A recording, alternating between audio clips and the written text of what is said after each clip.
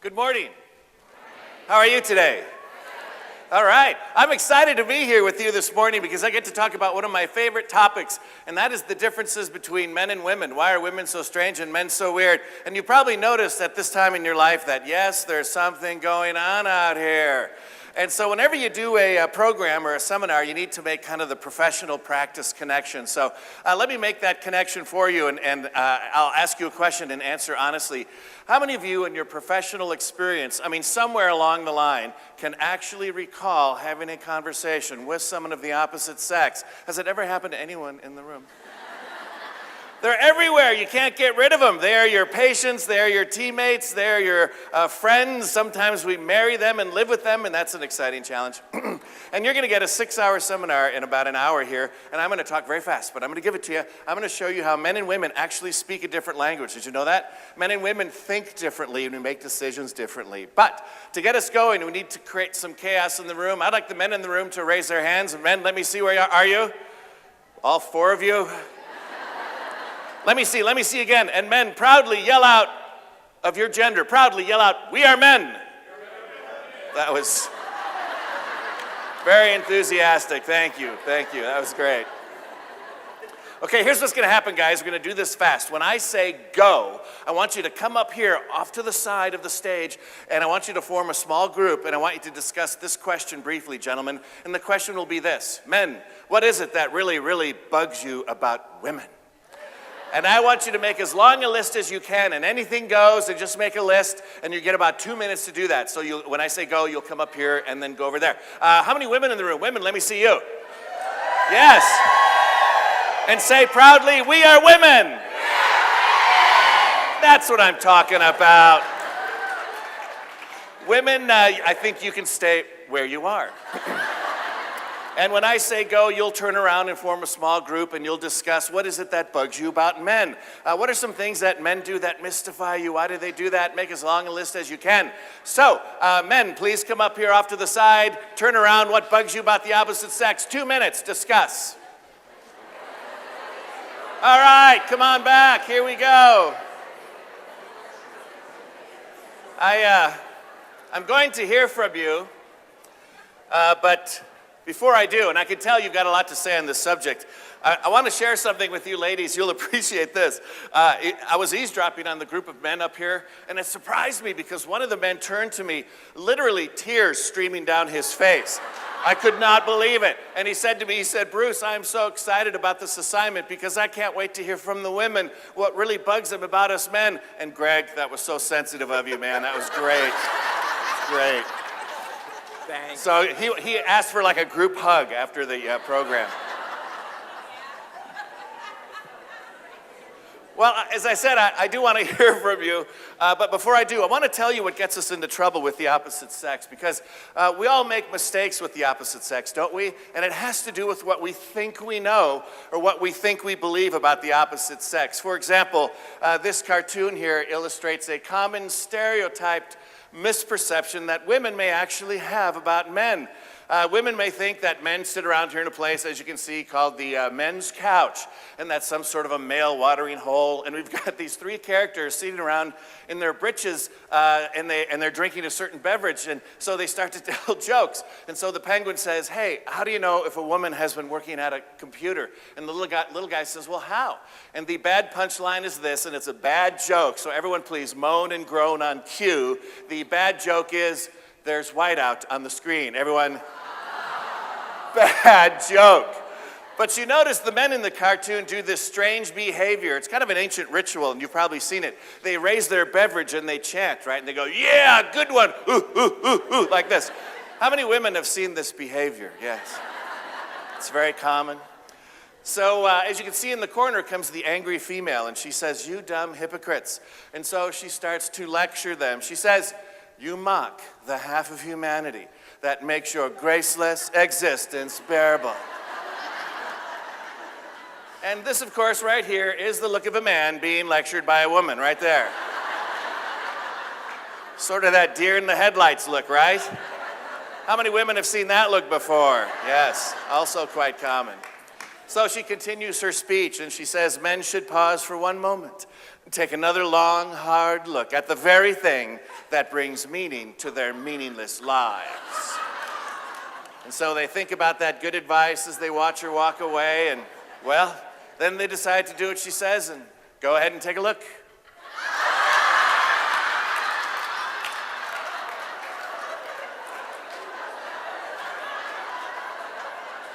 Now, this is what you call a stereotype, but I think what's best about the cartoon is the disappointed looks on their faces. Especially the little guy up there. Well, I'm glad you're laughing. I show this cartoon on purpose because I want you to laugh this morning, because believe it or not, did you know that men and women often miscommunicate? No way. And this miscommunication creates frustration, and we actually get mad at each other. And so, this is kind of a hot topic. So I want us to take a lighthearted look at some of the ways we can bug each other. And I know this is a large group. I've done this with up to 4,000 people, but just shout it out. Let's make a master list. We'll start with the women first. Women, what bugs you about men? Tell me one. They lie. They lie. All right. They what? They leave the toilet seat up. Dirty underwear, okay. Don't ask for directions. What else? They what? Say, they don't communicate. Yes, don't communicate. Another one. TV. All right. What? They're hypochondriacs. What'd you say over here? What? Too much time to discuss sports and their trades and all the things that don't matter to my. What? Sports, all this stuff. What was that over here? What? Oh, selective hearing, okay. Okay, good list. I'm out of room. Let's start with the men here. Men, rebuttal for you. Well, I know. Men, what bugs you about women?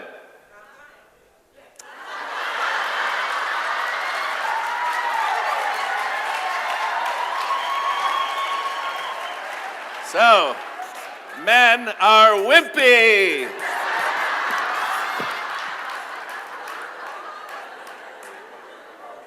All right, let's move on. As you can see, there are many things about the opposite sex that bug us. We wonder, why do they do that? What's that all about?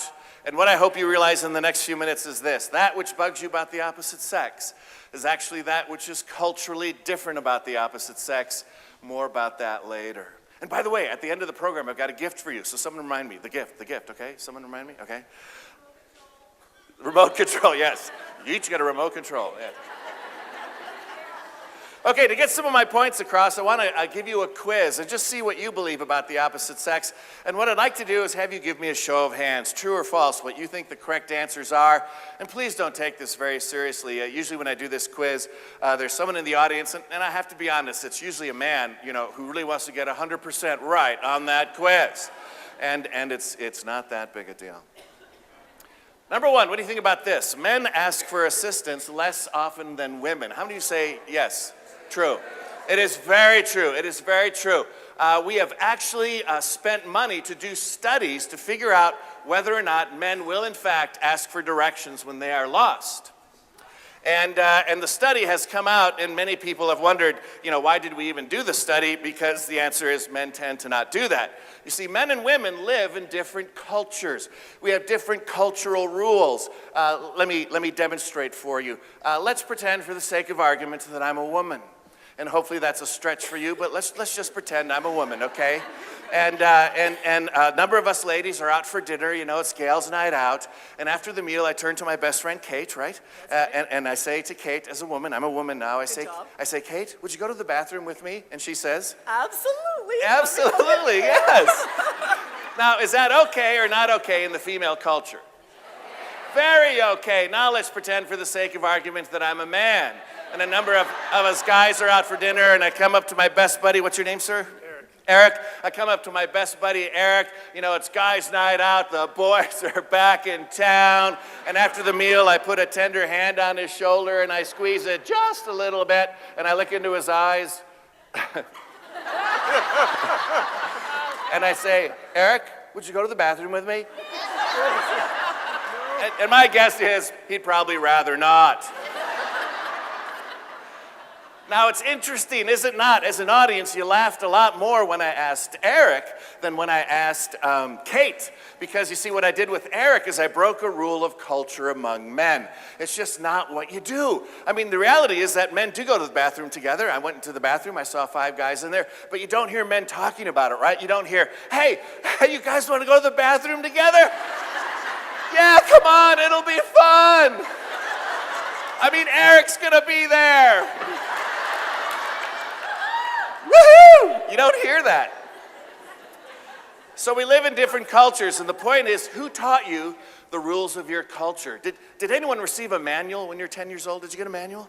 No, we sort of pick it up as we grow up, right? For example, women, you have received a lot of messages from society about what is important in your culture. And look at the first article in this magazine there. It says, Hair Help, and it says 22 sexy new looks. Now, as a man, I had no idea you could actually do 22 things with hair. And I read the article, and you can. It's amazing. And so in a general sense, ladies, you are told to think a lot about what? Looks, appearance, spend a lot of time on how you look. Second article, 7 fresh ways to get a man's attention. And so what else are you told to think a lot about? Get a man. I mean, it's the Cinderella Snow White story. Ladies, if you're going to be really happy in life, what you need is a man. Is that true? No. Okay, well, we solved that question, didn't we?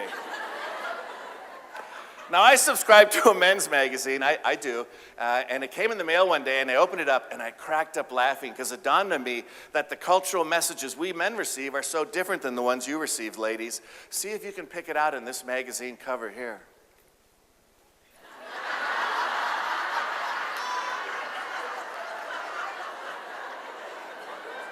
I read through this entire magazine. There's not one article in there about, how to be a better communicator in your relationships. It's more, is it not, the hidden message of, get the heck out of there. And look at the subtitles there. Can you read that? I'll read it for you. It says, hang out, buy land, do what you want, be left alone. And the result is, have the time of your life. That is so strange. And the differences in culture are everywhere. Why? It's even at the mall. When a woman wants to go buy those special underthings, she can go to a very nice store, and it's very plush, and it's posh, and smells great. Have you been there? And yeah, and you can see here in the front, you can see right there, there's puppies in a basket right there. Puppies in a basket. And the product in this store is publicly displayed. Children can walk by and see it, And did you know the lady can take the product, go in the back room, and in the back room there's this runway there, and she can try, well, I've not been there, but there's this runway there. And she can try on the product and sort of become the product. And of course, what store is this? Victoria's Secret, yes, and I almost got arrested taking these pictures, but I didn't. So that's how women buy underwear. Now, how do men buy underwear? Well, we buy it the same way we buy beer, and that's in a 6-pack.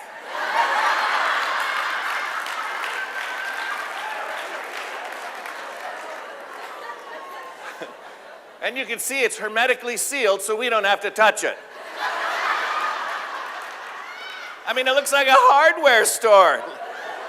Look at the difference. Very nice. Not so nice.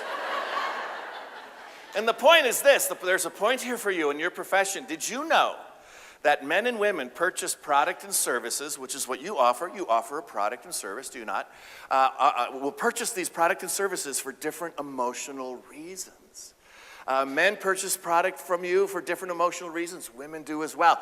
And so a good staff meeting to have, and I've done this in front of thousands and thousands of dental people, is have a staff meeting and ask yourself the question, how do we as a practice relate to the opposite sex? Are we good with men? Are we good with women? How can we be better? That's a great staff meeting. Yes, everyone go, Second quiz question. Women tend to think about getting married more than men do. How many say true? It is true. Even today in our modern society, women feel this social pressure to find a mate much more than men. Why do you think this is so? Biological clock could be part of it, yeah. A lot of it, again, has to do with culture. I mean, what do you call a 65-year-old single man who's never, ever been married? He's called a what? A bachelor, yes. In one seminar, I asked the audience, what do you call a 65-year-old single man who's never been married? And a woman in the back row yells out really loudly, he's a loser!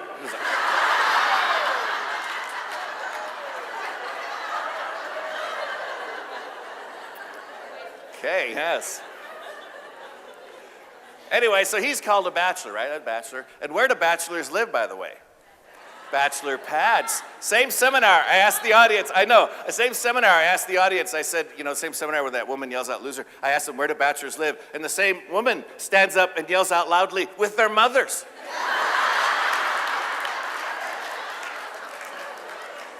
Living in the basement watching Star Trek reruns. So bachelors don't have houses or anything. We've got something called a bachelor pad. And what happens at a bachelor pad, supposedly? Parties! You see, it sounds like a lot of fun to be a bachelor. And on the other side of the coin, what do you call a 65-year-old single woman who's never been married? An old maid or kind of a spinster. And this has a very negative connotation. It's not fair. And even language creates social pressure, cultural pressure. And so it's not fair, it's not right, but it's out there, isn't it? How about this one? Number 3, true or false? Men are more mentally and emotionally adjusted than women. How many say true? How many say false? The correct answer is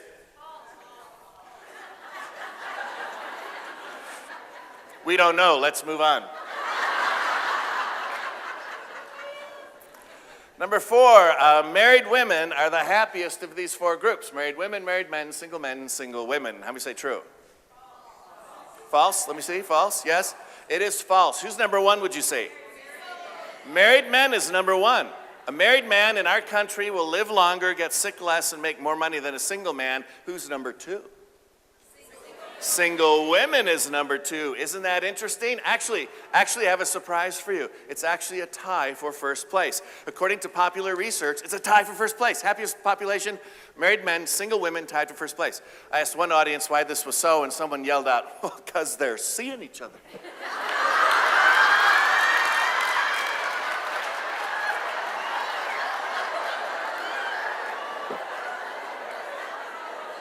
Did not want to know that.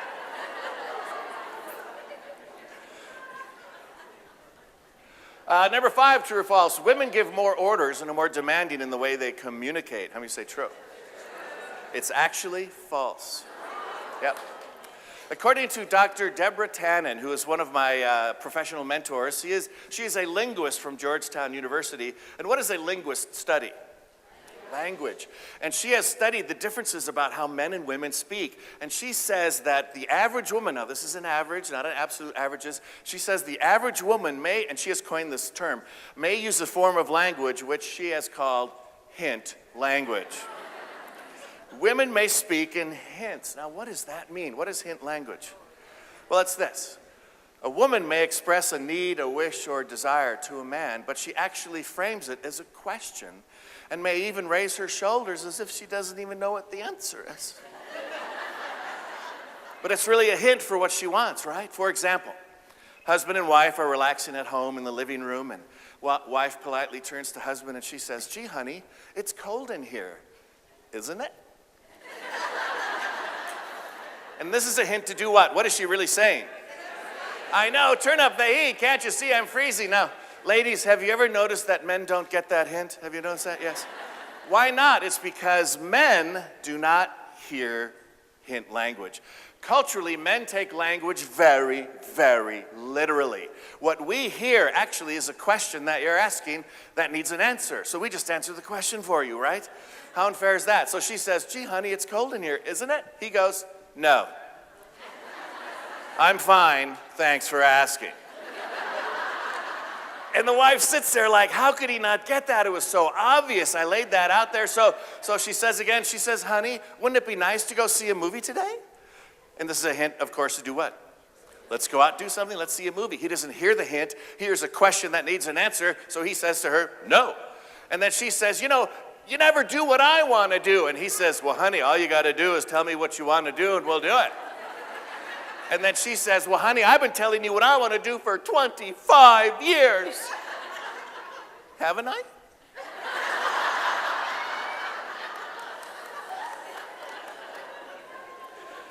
Now bring this into your profession. I have seen this. Imagine a female office manager or a female doctor saying to a male colleague, and she says, Larry, if you don't mind, and if you've got some time, could you finish that project? Now, what is she really saying? Get it done. What does he hear? He actually hears, well, I got a lot of options here, don't I? Frankly, I do mind, and I don't have any time, so I'm not going to do that right now. And I have had 300 female directors say to me, why do the men that work with me not listen to me? It's like they're purposely trying to undermine my authority, and I always start right here. It may be that they cannot hear you. You see, you're speaking a foreign language to them. Men do not hear hints. Do you want to know what the number one complaint of female staff is of a male doctor? Can you guess? The number one complaint of a female staff of a male doctor is this, is that he's rude or inconsiderate or doesn't care. Because in the middle of the day, you're flying along 15-minute units. I mean, and you know, dentistry is controlled chaos. I mean, you're just flying along. In the middle of this controlled chaos, the male doctor will say to female colleague, Mary, give me the Johnson chart. Now, what is he really saying? He's really saying, give me the Johnson chart. But do you want to know what she hears? She hears, this guy is so rude and inconsiderate, he doesn't care about me, because that's not her language. She wants to hear it like this. Mary, I know you're really busy right now, but when you get a moment,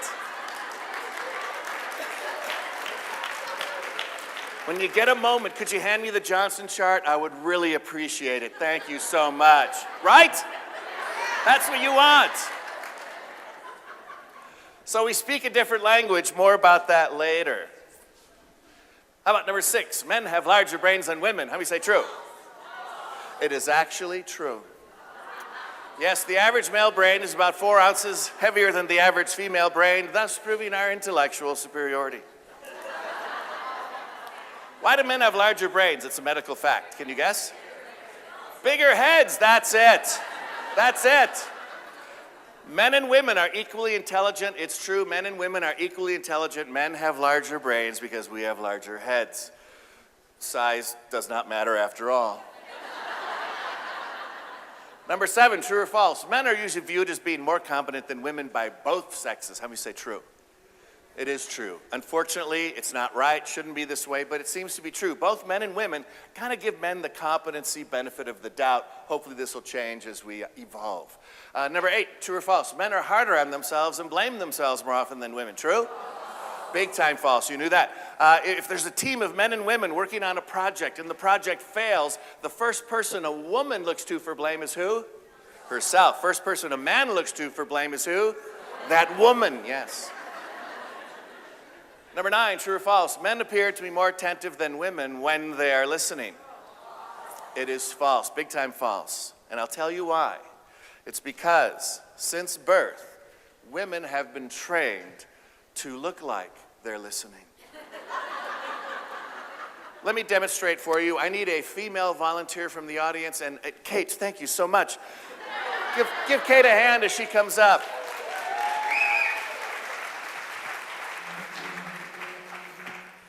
Thank you, Kate. Appreciate it. Now, Kate is a woman.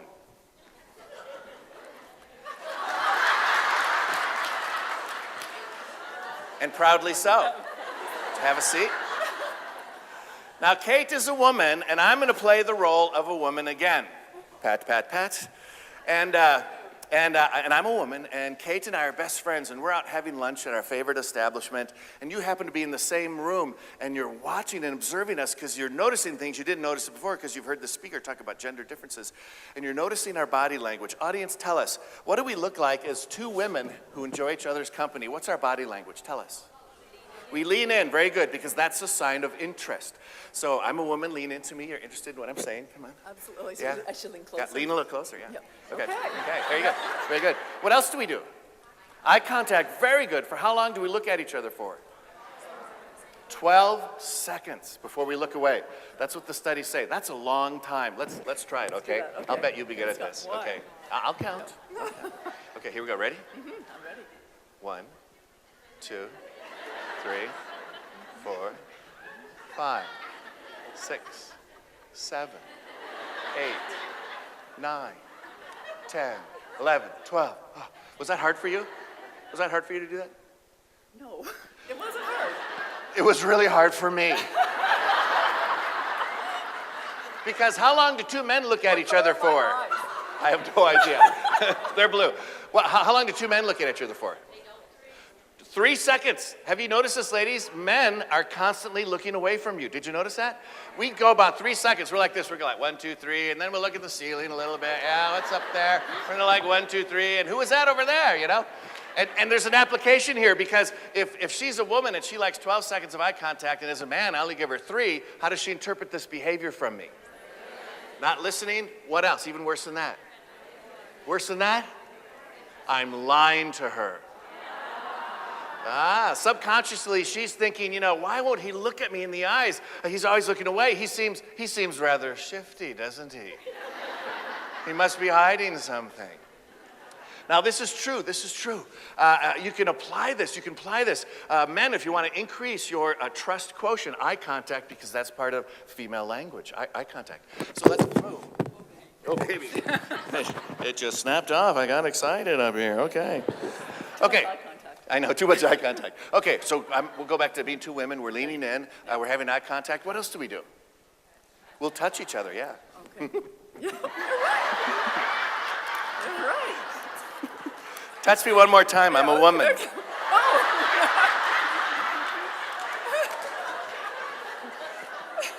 That was more of a rub than a touch.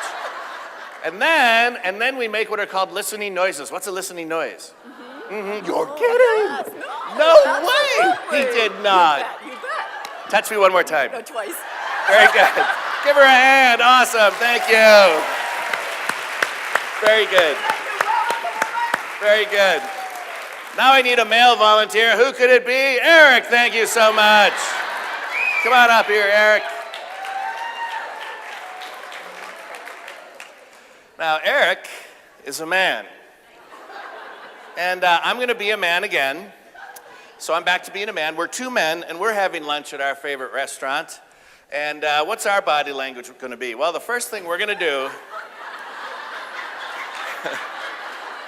And Eric did not know he was coming up. This is not planned. The first thing we do is create space. You can see we kind of turn our chairs at a 45-degree angle. We will then cross our legs in order to protect our genitals from one another.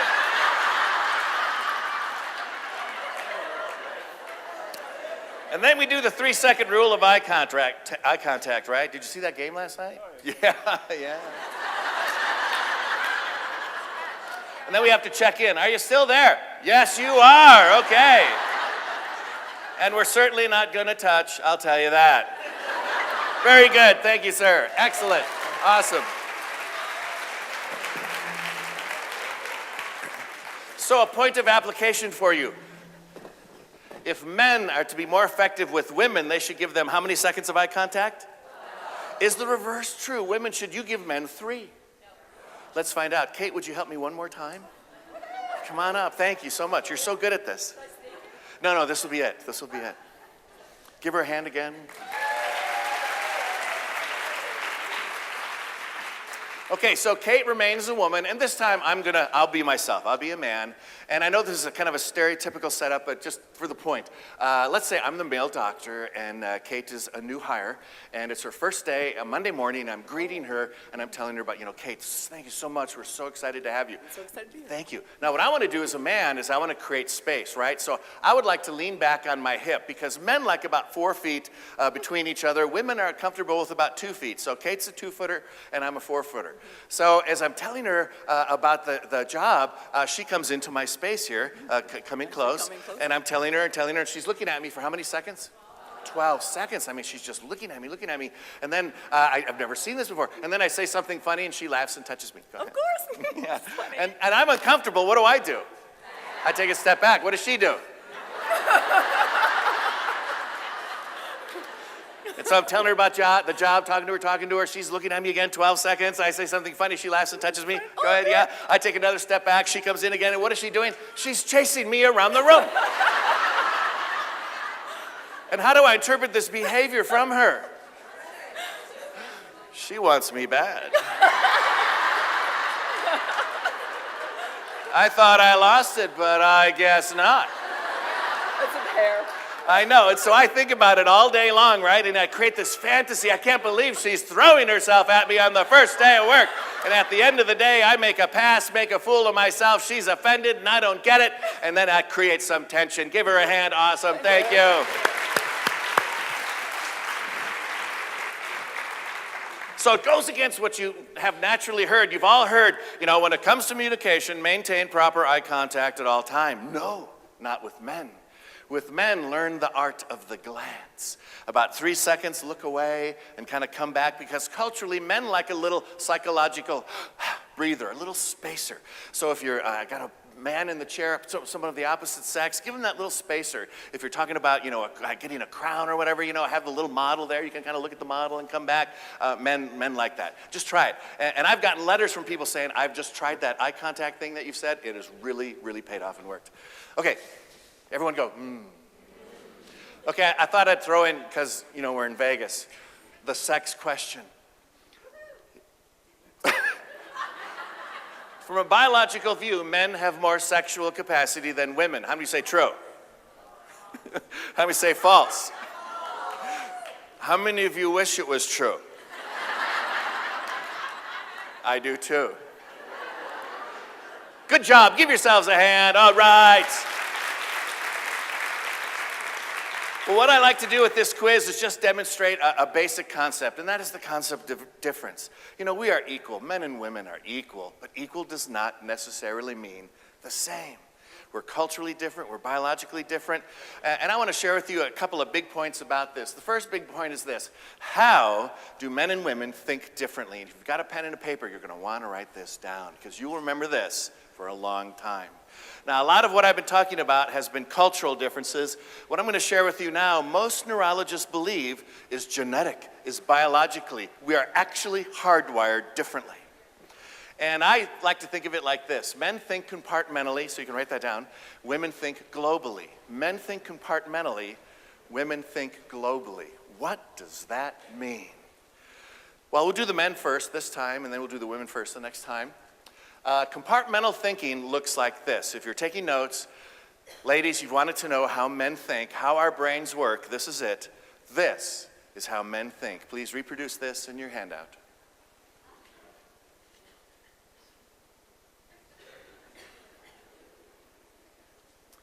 And then write down the 2 words, separate out. It's as if men have little boxes in their brain, little cognitive compartments in their head. I actually like to think of it as a file cabinet drawer system that the man opens and closes based upon the need of the moment. Little file cabinet drawers.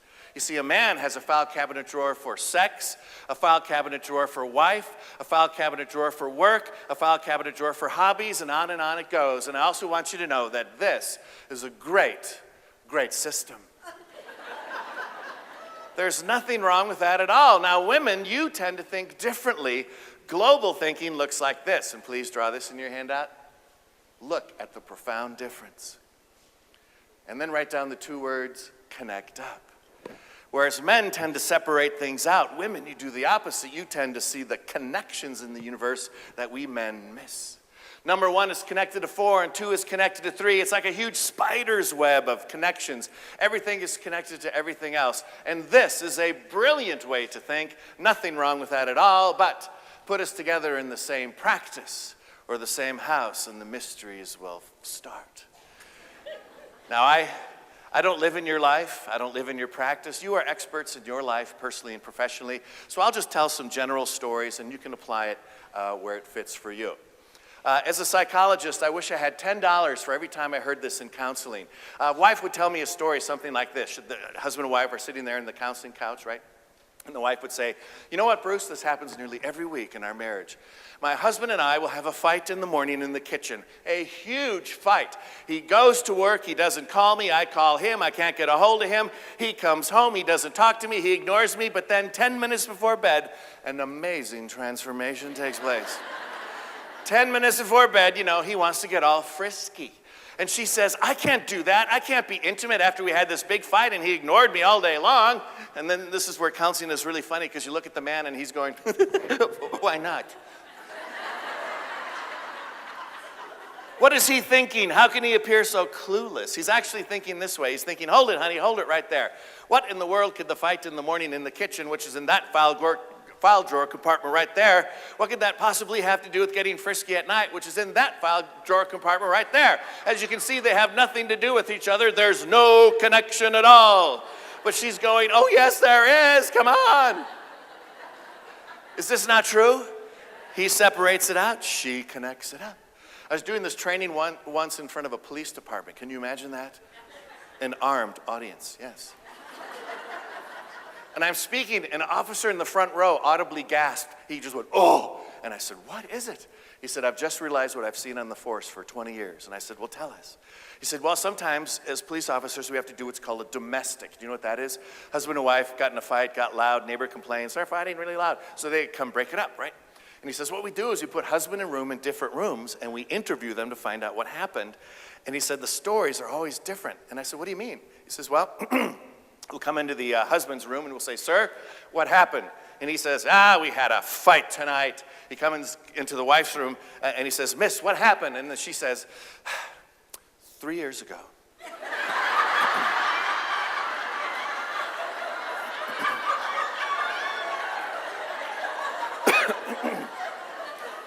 You see, it all started 3 years ago. He did this, I did this, we did this, he did that. And she tells a story as if all these things in the past are magically hyperlinked together, leading up to the fight of the evening. Now, is she correct? Absolutely, she's correct. They really are connected, but he doesn't see it because he's compartmental. In his brain, he's going, what could 3 years ago have to do with tonight? It was 3 years ago. This has happened in your practice, Jane, colleagues, and I'll take doctor and staff out of it. Just a male and female colleague in your practice. It's Friday afternoon, 4:30 in the afternoon. This male and female are having a fight in the hallway of your practice. It's over an important practice issue. It is a conflict moment. It's 4:30, 4:45, 5 o'clock. Bing! It's time to go home. This is what the man in our story does. He simply closes the file drawer compartment labeled "That Woman," and he opens up the weekend file drawer compartment. Yeah, I'm in the weekend file drawer compartment once again. And that's where he is. And then he comes around Monday morning, he closes the weekend file drawer compartment, opens up the Monday morning file drawer compartment, and that's where he is. And what has the woman done all weekend long? Stewed about it, thought about it. Number one thing on her agenda list is to find that man and resolve that unresolved conflict from last week. And she's right. And so she finds him and she says, Bob, can we talk about that issue from last week? And you fill in the blank. He says, what issue? So she has to remind him, you know that thing about the thing we were talking about the hallway last Friday? And he says, that? You've been thinking about that all weekend long? That's in the past. That's water under the bridge. You need to learn how to let that go. And because he forgot, and you have to remind him, what does he think you're doing? Nagging. You know, why can't she let it go? Why does she have to bring it up? But ladies, let me speak for you. You're not nagging. You're just global.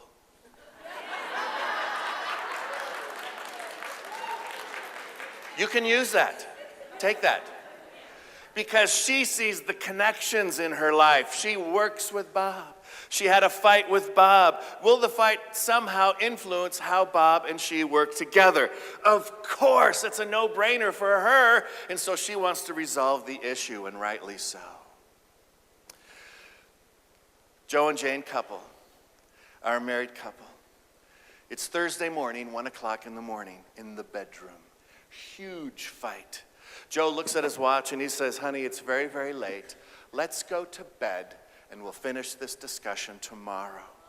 And then he says two words, women that you've heard many, many times. He says, I promise. She says, okay. And so the light goes out. 10 seconds after the light goes out, what does she hear? He is out cold. And she's laying there. She's thinking, how can you go from fighting with me to snoring and sleeping in 10 seconds? Well, if you compartmental, it's easy, right? You just close the wife drawer and open up the sleep drawer, and there you are.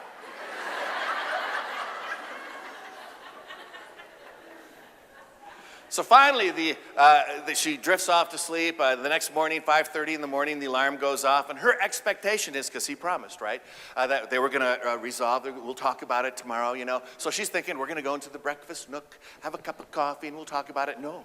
He jumps in the shower. And in the shower, an amazing transformation takes place.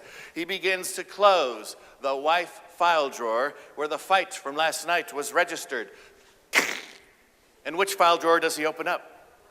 The work file drawer, and he goes to work and he performs within this compartment all day long.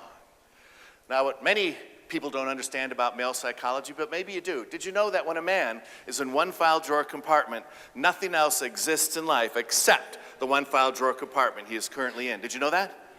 I've discovered in counseling it takes newlywed females about 9 months in their first year of living with a man to figure this out about their partner. Because in the first year of marriage, she'll greet him at the door and she'll say, hi, honey, did you think about me today at work? And he's like, yes, I did. I couldn't get you out of my mind. It was so hard to concentrate. But he's lying to you. He didn't think about you once. Hey, and I've heard this 100, 200 times. What do male doctors, especially, or men at work, what do they say they hate the most when they're at work? When the wife calls. Not because you don't love the wife, but because we're compartmental. What we got to do is we got to close the work drawer, open up the wife drawer, then we got to go through all the files. What are we talking about? What are we talking about? What are we talking about? I can't remember. What are we talking about? And then we got to close the wife drawer, open up the work drawer again, and that takes 45 minutes out of our day. Men do not open up two drawers at the same time. I've seen men try. It is not pretty. So Jane in our story, Jane is the doctor of the practice. She's the office manager. She's the director of the clinic. Tremendous executive leader, and I've read many studies on female leadership, and women make awesome leaders. Awesome. Yet she is a global thinker, and so this unresolved issue with her husband just kind of percolates around in her consciousness throughout the day. And it doesn't affect her performance because she's a global thinker, which means you're a multitasker. But it's just kind of there, it's just kind of there, it's just kind of there, it's just kind of there. She wants to come home and resolve the issue, and rightly so. And this is what happens. Because of traffic, she gets home first. They're a modern couple, so they take turns cooking dinner. It happens to be her turn this night. Joe, the husband, walks through the door 15 minutes later, and he has already made a fatal, fatal mistake. What is it? He came home.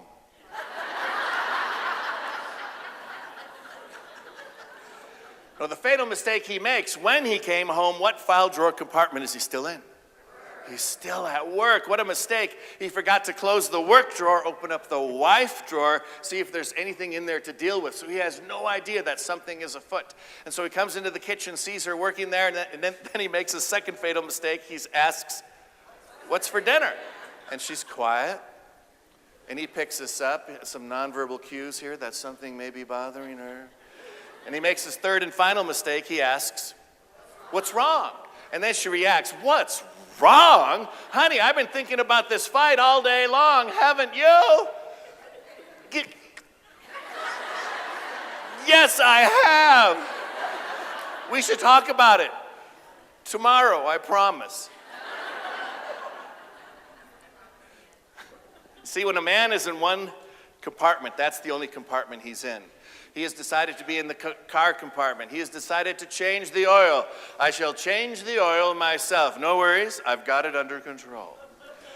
In the middle of this discussion, wife approaches him and she says, honey, when you go to the grocery store later, don't forget to pick up some milk, okay? And he looks up from the car, he smiles sweetly and says, sure, I promise. But women around the world know that that milk request simply bounces off the hard drive. Because you see, milk goes over there in the grocery store compartment, and he never changed compartments, and so milk doesn't even register. He goes to the store, gets all the stuff, comes home, unloads everything, and the first question the wife asks is, what? And he forgot again. And ladies, it drives you nuts. Why does he drop the ball? Do you want to know why we drop the ball, ladies? Because we only juggle one ball at a time. You juggle 12, right? You do. You don't believe me? Women, how do the men in your life watch TV? How do men watch TV? With a clicker, and that's all they do. That's all they do, right?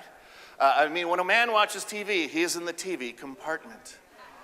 He's not even in the living room, he's in the TV. And the wife will say to him, honey, can you watch the kids? I cannot watch the kids. I'm watching TV. Women, how do you watch TV? Doing laundry, dealing with the kids, something from work, you're multitasking. Now, which one's better, compartmental or global? Okay. All right. We're different. And both compartmental and global have strengths and weaknesses that we bring to the table, and we're most powerful and effective when diversity comes together. Everyone go, Second big point, I've been telling you, men and women speak a different language. Let me tell you what it is. Write this down. You can use this as a map to help you be more effective with the opposite sex. This is based upon many social studies. Everything I've given you is based upon research, and I've got a gift for you at the end, so someone remind me about the gift. Remind me about the gift.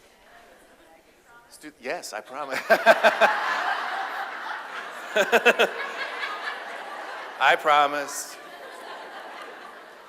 But someone remind me, because I'll forget. Or I'm lying, right, yes. Women tend to speak in paragraphs, say the social studies. Women tend to speak in paragraphs, giving what's called a historical narrative. Now, what does historical narrative mean?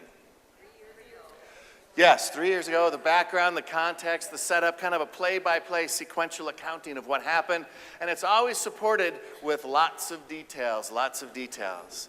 And here's the most important piece for women to remember. Where does the bottom line of the story come for women? At the beginning, middle, or end of the story? At the end, the bottom line comes last. In femalese, this makes a lot of sense. Why do you think they call it the bottom line? Well, it should come at the bottom. Women speak in paragraphs, historical narrative details. Women speak in story form. Women actually enjoy the suspense of working up to the bottom line. Men actually experience your enjoyment as agitation.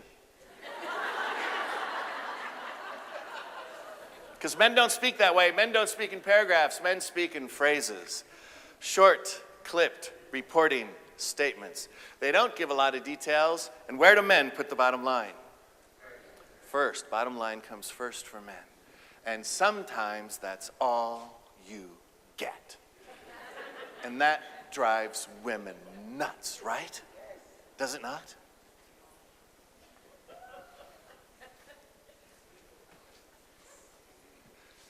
How many words does a man speak in a day? A man speaks 12,500 words in a single day.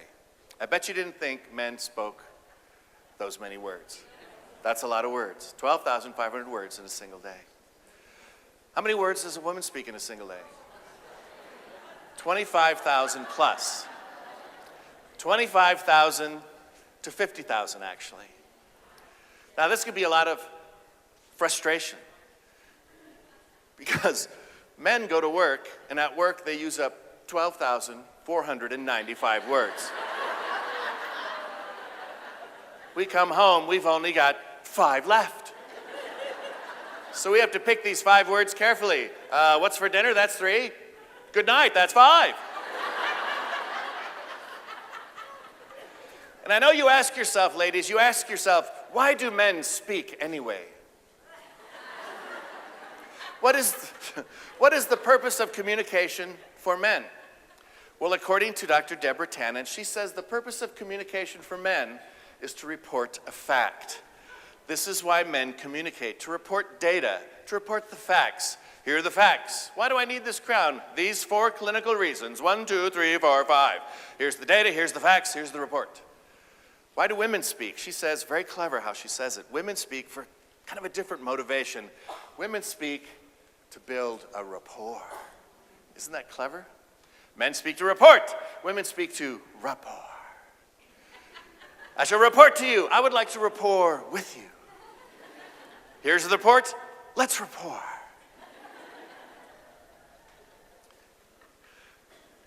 A couple years ago, I remember this. I called up my best buddy, Carl, and I spoke to him like this.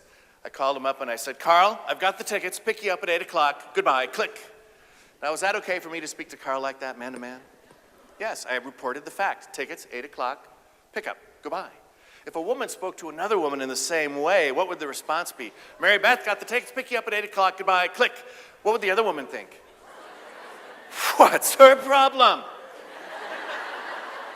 Well, that was kind of a snippy little attitude, wasn't it? Somebody having a bad day today. This is a true story. This is a true story. I was visiting my father, Jack, a few years ago, and he had had some eye surgery. Nothing serious, but he had some eye surgery, so he had some stitches, right? And so we're talking, and the newspaper fell off his lap onto the floor. And so he bent over to pick up the newspaper, and he popped a stitch. And some blood was coming out, you know. So nothing serious, but, you know, obviously had to go to the doctor and get it, you know, fixed up. So he was scheduled at breakfast with his best buddy, Johnny. Johnny and Jack were going to have breakfast tomorrow morning, and so he had to call and cancel because he had to go to the doctor. And so he calls up Johnny, and I can hear Johnny on the other end of the line. I'm not embellishing. My dad goes, Johnny, I can't go to breakfast tomorrow because my eye's bleeding. And Johnny goes, okay, bye, click. I mean, no details at all. It's like, are your eyeballs hanging out of your head? Should we call an ambulance? Your eye's bleeding. Are you okay?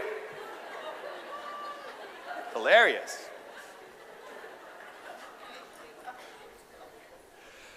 Husband and wife are in the counseling couch, and the wife says to me in front of the husband, she'll say, you know what, Bruce? My husband never tells me anything.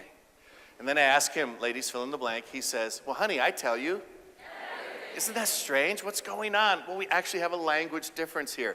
He speaks in bottom line. She speaks in historical narrative detail.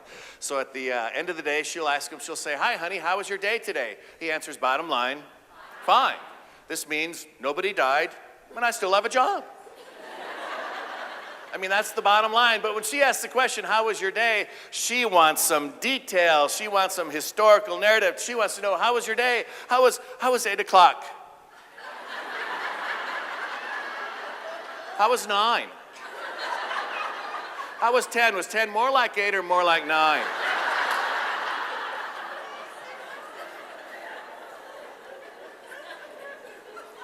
It's amazing we communicate it all, isn't it? A few years ago, my associate who worked for me at that time was a female, and is a female to this very day, actually. She told me the story. Her husband comes home Friday afternoon, true story. Husband comes home, and he bursts into the kitchen, and he says, and he makes this announcement. He says, honey, my sister had her baby today. And what does she want to know? Yeah, was it a boy or a girl? Was it difficult delivery? How much did it weigh? What did they name the child? Can I call them? And he turns to her and says, man, I didn't even think to ask those questions. Those are a lot of questions to ask. You can think of it like newspaper. Men speak in headlines, women speak in story, right? So he just gave the headline, baby born, mother lives.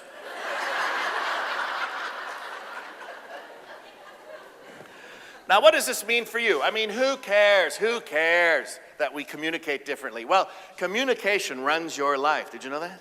Communication runs your marriage, your relationships, and certainly runs your practice.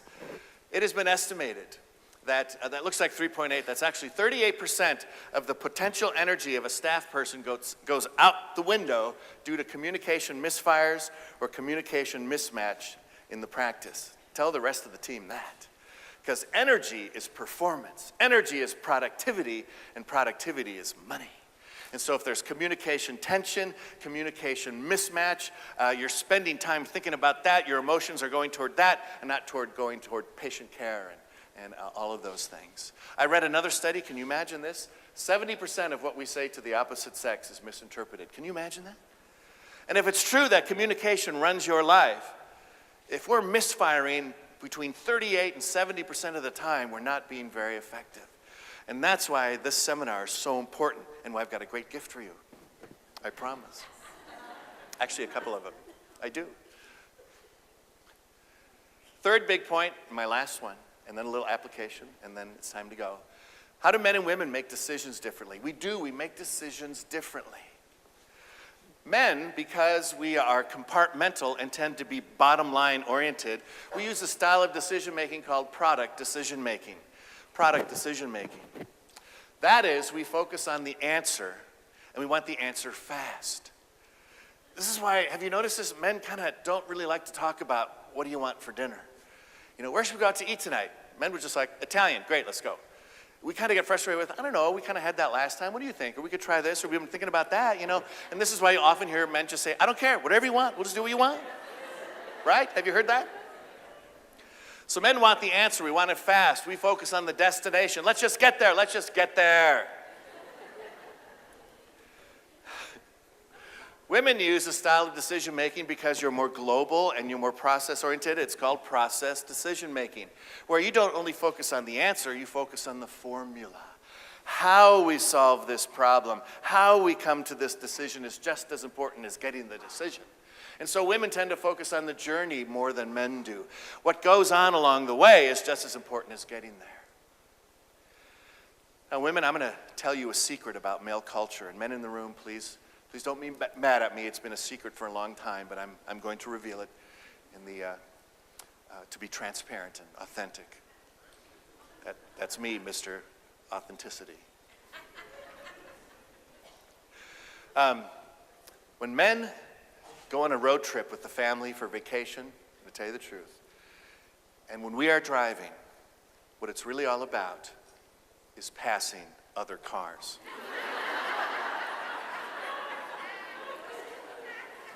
That's what it's about, right? Because we feel like if you're passing a car, you're getting there. And then there's also this feeling of conquest, like, ha ha ha, you red car, I got you. How do you like that? Ha ha ha ha. And then, of course, the kids need to stop. Daddy, we have to go to the bathroom. Like, no, only 8 more hours to Grandma's house. Hold it. And the kids are begging, Daddy, please. Oh, right. And so he goes into the rest stop, and he is in and out of the bathroom waiting for the rest of the family. And then he looks over at the freeway, and he sees it. Oh, no, there goes that red car. I'm losing time here.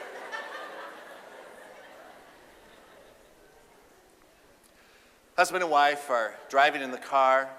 Wife politely turns to husband and she says, honey, would you like to stop for a drink? This, of course, is a hint.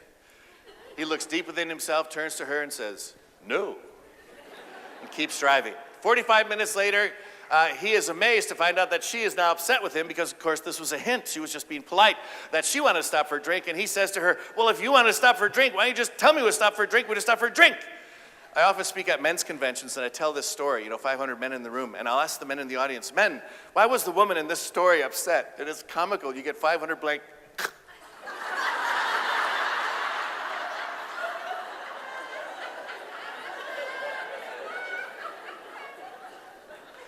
Because he just gave her an answer and she wanted to talk about it.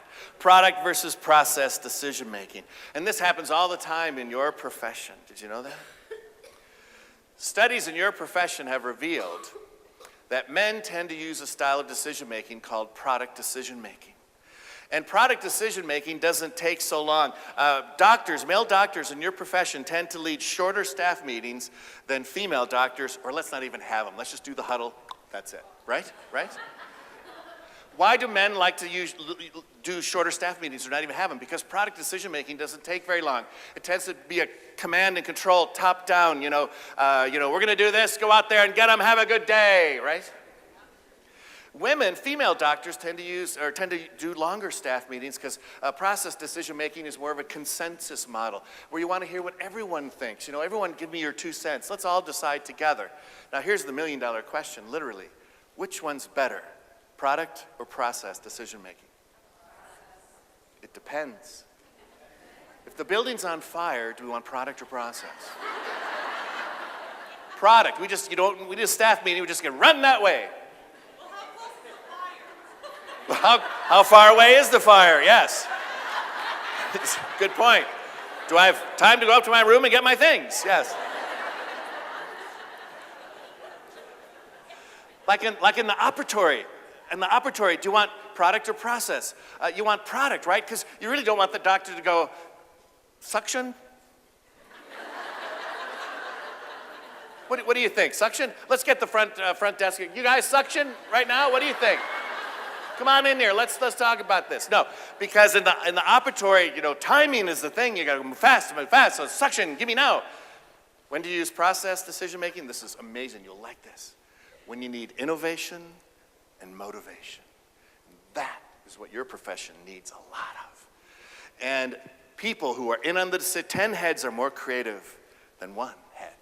And so you get 10 people brainstorming together. Their ideas would be more elegant and more innovative. And I've done this. I did a lot of dental consulting years ago, and we would do brainstorming meetings. We'd come up with the most amazing ways to attract new patients, incredibly fun. And it creates motivation because this is called participatory management in business. When you get people in on the decision, they own it, and they will work harder to implement if they feel like they're a part of it. So, I've told you about compartmental and global. I've told you about paragraph versus bottom line and product versus process. What can you do about it? Now, what can we do about it? Let me close by giving you some brief application points, some things you can do, and then I've got a gift for you, and then we'll close out. You need to learn to readjust how you talk. I want you to learn how to be bilingual. Men, I want you to learn the language of women and speak that. Women, I want you to learn the language of men and speak that. People who are successful with the opposite sex know how to speak their language. Let's do the men to women first. If men are to be more effective with women, the first thing I often tell them is they need to increase their details. Now, why would you want to do that? Because that's how women speak. Now, ladies, you have to understand, this is hard for men to do because this is not our native tongue, is it? And if you know 2 languages, it's just a little harder to kind of translate, English into another language. And you have to do that. I was counseling this one couple once, young couple, 19 years old, been married for 6 months, already having trouble in their marriage. Can you imagine that? And I was with the gentleman alone, and I gave him an assignment. I said, okay, here's what I want you to work on this week. The next time your wife asks you, honey, how was your day? Don't speak bottom line. Don't say, it was fine. What I want you to do is go through your entire day and give her the details. And as I'm saying this to him, this pained look came over his face. And he literally said, I don't think I can do that because I can't even remember what I did during the day. And I said, well, if you have to, take out your day planner, day timer, whatever, and just kind of go, and just wrote, go, 8 o'clock I did this, 9 o'clock I did that, 10 o'clock I did, just do it, just try it. He says, okay. So he comes back a week later and he was very animated. And I said, how are things going? He said, things are going great. We're not fighting so much. We're more intimate and close. And I said, did you ever do that assignment about going through your schedule? And he says, yes, I did. I'm supposed to increase my details and listen more. But, I don't have a lot to say. I only speak 12,000 words. And it's true. Men don't have as much to say as women do. And I tell men, the key to being a great conversationalist is not talking. It's what? It's asking questions. The art of asking questions. Take your wife out, have 5 questions prepared, write them on the palm of your hand, and ask them. But they have to be good questions, not like, honey, if you were an animal. They have to be personal questions, like, how was your day? And then as she's speaking, you follow up with nonverbal excellence because women are so good at this. Eye contact, how many seconds? 12 seconds. listening noise is like, really? Tell me more. Posture, leaning in, these kinds of things men need to work on. Men often look like they're not listening because they're not looking at you, or they're reading the paper, or the TV's on, something like that. And then finally, men need to be patient with the process. Put process first, because we'll get such a return on that. And I try to teach male doctors this. You'll get such a return if you spend time in staff meeting processing problems instead of dictating solutions. You'll get such a greater return. Is that not true? Women, you can guess first for you is put the bottom line first. Put the bottom line first when you speak to men. And this is hard for women to do as well. Because whenever I say to women, just give them the bottom line first, I hear from most women, well, but he needs to understand how we got to the bottom line. He needs that background. No. So if he comes to you and he says, Sally, I wasn't at the staff meeting today. Can you tell me what happened? Go right to the bottom line and say, Joe, we postponed the Johnson proposal. And go right to the bottom line. And then pause and ask him, would you like to hear more details about that? Guess what he'll say? He'll say, yes. It'll surprise you. He'll say, sure. Because once he gets the bottom line, he psychologically relaxes. Oh, that's what I wanted. And then he's relaxed, and then he can listen. Because you can only listen when you're relaxed. If you're agitated, waiting for the bottom line, give me the bottom line, come on, where is it? You're not listening. And he's actually thinking about how to interrupt you. And if you want to test me on this, and I've got hundreds of emails, thousands really, over the years, give him the bottom line, then give him the silent treatment. See what happens. Sally, I wasn't at the staff meeting today. Can you tell me what happened? And then give him the silent treatment. Or first give him the bottom line. Can you tell me what happened? And say, Joe, we postponed the Johnson proposal. And what will he say? He'll say, why? Or tell me more. Can you imagine this, ladies? In 2 minutes, you'll turn this man into a man who didn't want to hear the details, into a man who was begging you for the details. Tell me the details. Tell me more. Why'd you do that? Why'd you do that? Tell me more. I need to have the details. Also, don't speak in hints. We talked about that. Be direct. Be assertive. Use I statements. Men do not hear hint language. Men take language very, very literally. You can think of communication as being on a continuum of force, because people get assertiveness and aggressiveness mixed up, right? Did you know that? Tell me, is this assertive or aggressive? No one's walking over me, man! That's aggressive. So think of communication as being a continuum of force. Over here is weak force. In the middle is moderate force. Over here is aggressiveness. Weak force is hint language. Let's go back to our couple and the wife's cold, and she says, gee, honey, it's cold in here, isn't it? That's weak force. What if she communicated her need for warmth aggressively? It would sound like this. What's your problem? Can't you see I'm freezing around here? Get up off your behind. You're so lazy. Turn up the heat. You never do anything around here. Aggressiveness is a loud voice and a lot of you statements. What's your problem? You don't do this. You don't do that. How could this woman communicate her need for heat assertively and directly? Let me demonstrate for you. This is highly assertive communication. Here it is. Honey, I'm cold. Could you turn up the heat, please? Thank you. That is highly assertive. It's an I statement. I'm cold. It's direct. Would you turn up the heat? He doesn't have to read in between the lines. What does she want? I'm cold. What, you want some pie? What? What do you want? Just tell me what you want. It's hard to use I statements, especially when you're mad. I counseled this couple once, and they fought all the time. They were really good fighters, and I